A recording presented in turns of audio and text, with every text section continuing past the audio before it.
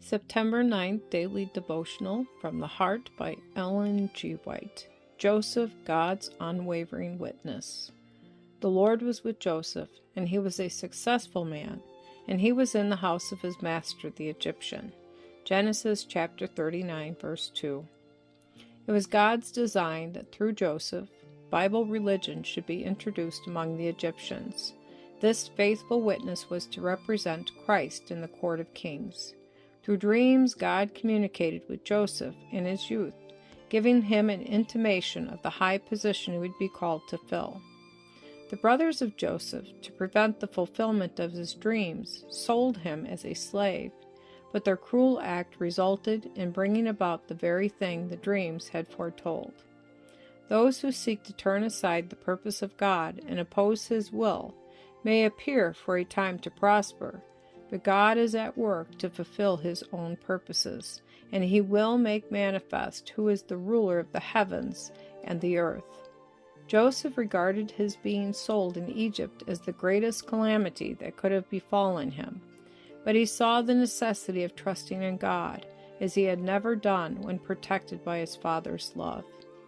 Joseph brought God with him into Egypt, and the fact was made apparent by his cheerful demeanor amid his sorrow.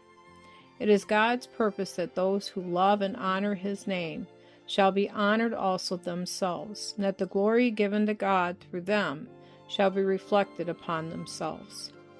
Joseph's character did not change when he was exalted to a position of trust. He was brought where his virtue would shine in distinct light to good works. The blessing of God rested upon him in the house and in the field.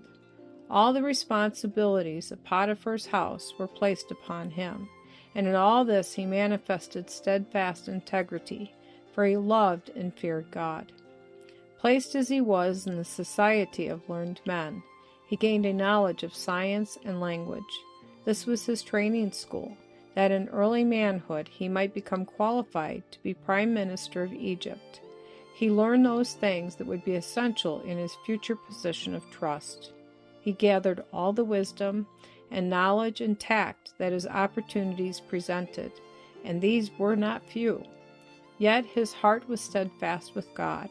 Human knowledge and divine wisdom were combined, that he should be a shining light, reflecting the bright beams of the Sun of Righteousness amid the gross darkness of heathenism.